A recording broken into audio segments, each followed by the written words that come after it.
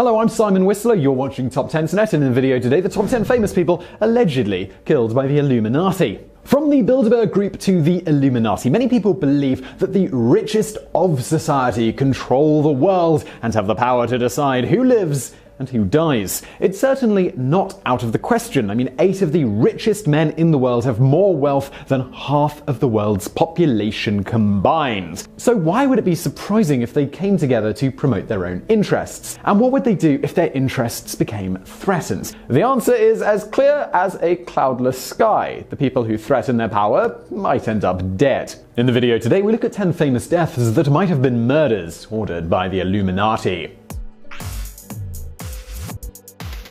Number 10. Martin Luther King Jr.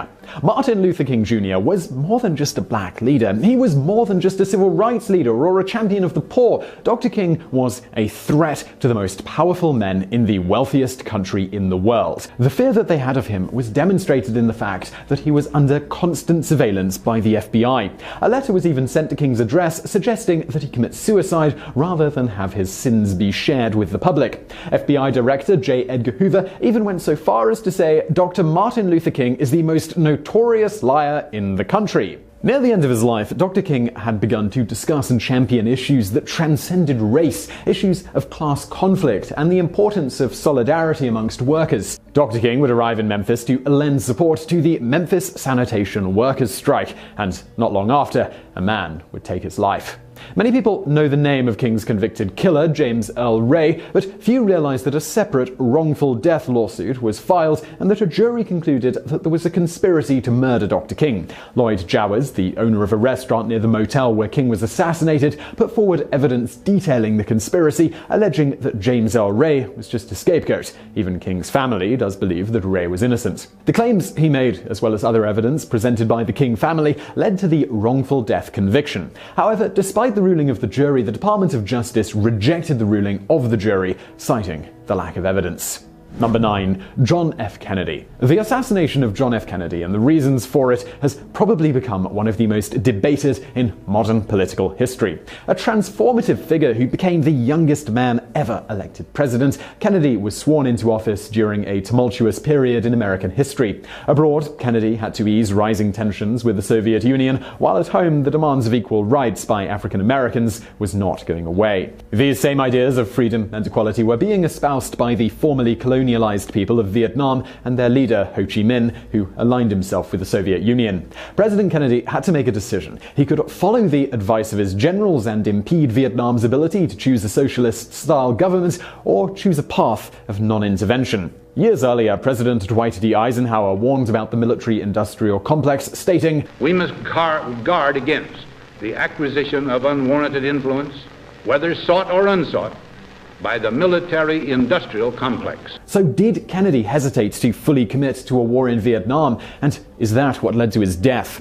That's what many have indeed suggested, but the truth is that President Kennedy had ordered military advisors to be sent to Vietnam, and there's little evidence that he recommended or suggested an end to the involvement in the region. However, is it possible that a general or a businessman wanted a guarantee of war? Well, the answer to that is absolutely. The murder of Lee Harvey Oswald, Kennedy's assassin, has also raised additional questions as to the motives behind the assassination. Murdered by Jack Ruby, a Dallas nightclub owner who had connections to the mob, it's been suggested that Kennedy's death was a response by organized crime for his administration's crackdown on their activities.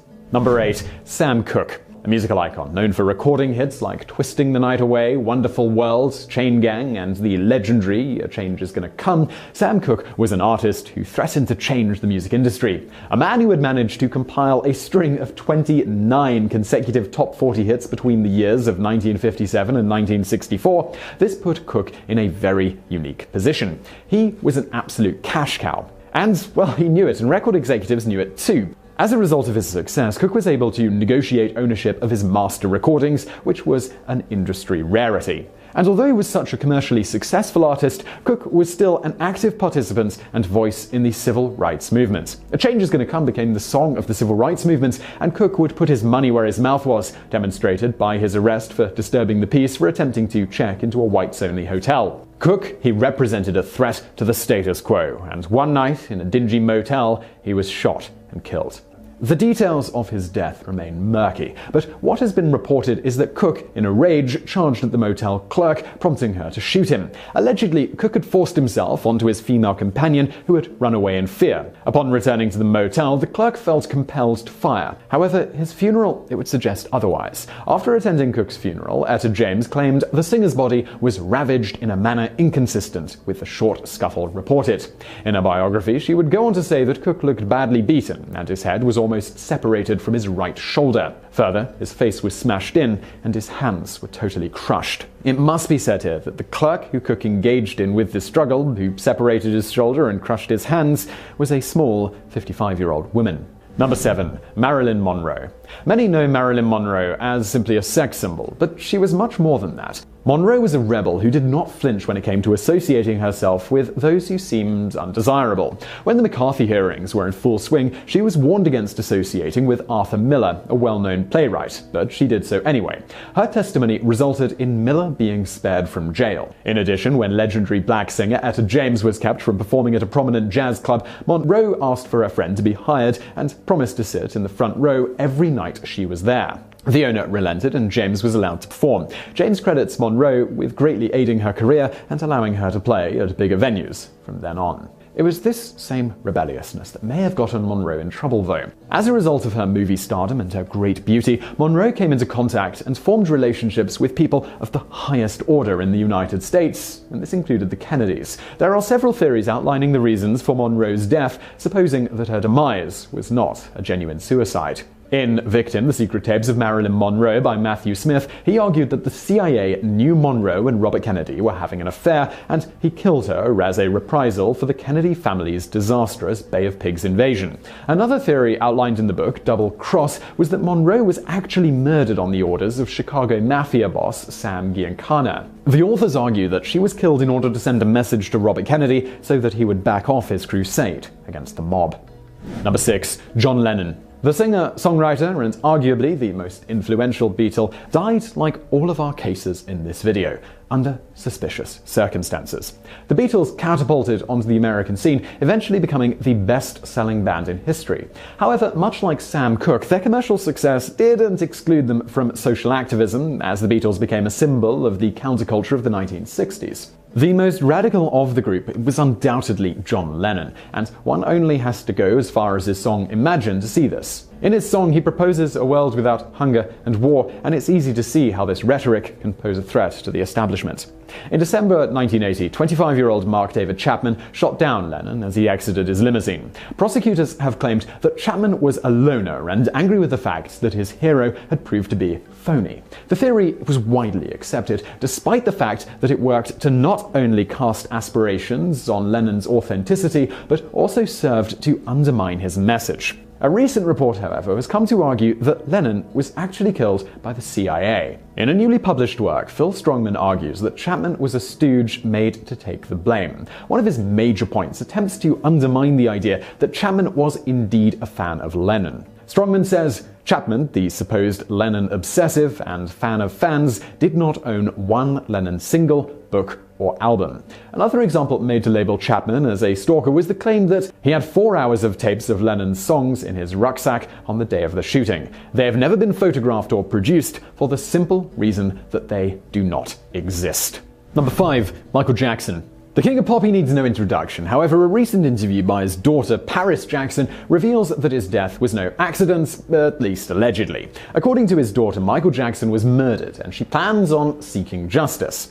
Asked who would want to see her father murdered, Paris replied that her father had a lot of enemies. In the months leading up to his death, Paris remembers her father fearing for his life, with Michael even saying, "They're going to kill me one day." Before dying, Jackson owed nearly $500 million to creditors. However, this does not mean that the singer was not a shrewd businessman, as many of his debts were the result of borrowing against highly valued assets. One of the shrewdest that he made was purchasing a 50% stake in the Sony ATV publishing catalog. He bought the entity's precursor, ATV, for $47.5 million in 1985, knowing the value of the rights to the songs contained in it by the Beatles. 10 years later, he was paid $100 million for merging his catalog with Sony, and currently the Sony ATV catalog itself is worth nearly $2 billion.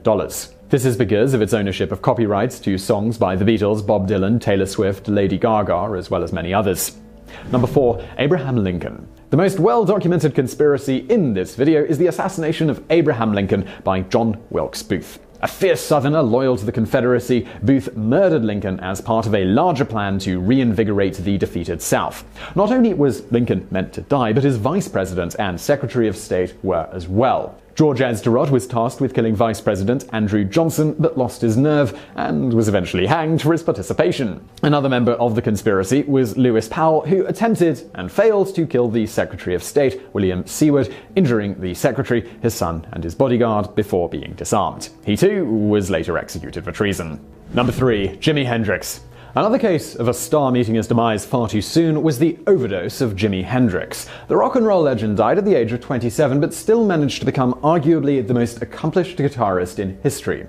Hendrix had a troubled childhood, constantly fearing his family would split apart and having to overcome poverty and abuse. Nonetheless, Hendrix pursued his love of music, beginning as a child when he carried around a broomstick which he pretended to play like a guitar. While his love of guitar and music still burned as strongly as an adult as it did as a child, the mechanisms in which he coped with his childhood traumas threatened to destroy him. Hendrix frequently used drugs, and on September 18, 1970, his girlfriend discovered him unconscious. He was rushed to the hospital and soon after pronounced dead.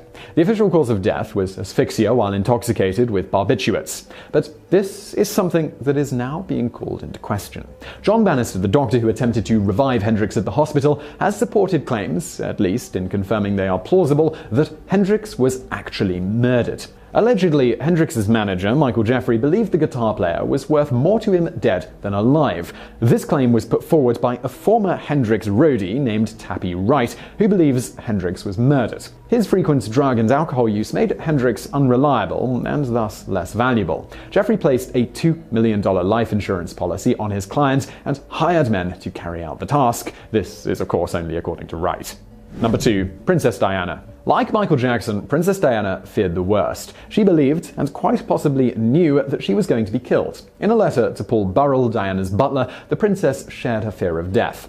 The letter is remarkable as Diana somehow came to predict the exact manner in which she would meet her demise. She wrote the letter following the death of her bodyguard, which she believed to be part of the conspiracy. Lastly, the letter suggested the existence of conflict or drama within the royal family. Known as the Royal Rebel, was Diana killed because she upset the established order? Well, it certainly does seem possible.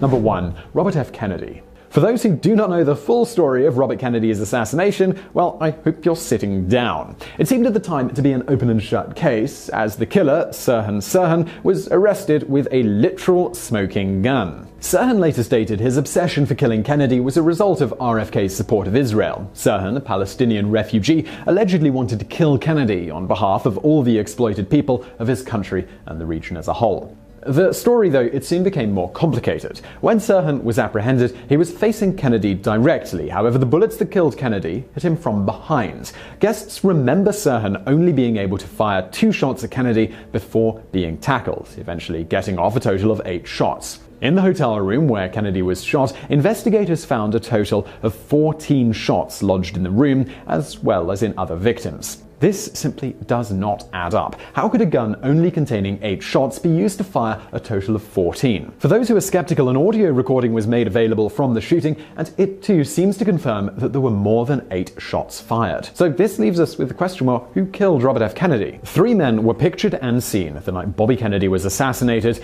and were confirmed by colleagues to be members of the CIA. Like his brother, Robert Kennedy may have shared the same fate. So I really hope you found that video interesting. If you did, hit that thumbs up button below and do not forget to subscribe. We've got brand new videos just like this every day of the week. Also over there on the right, some other videos from the archives which are well worth checking out. And as always, thank you for watching.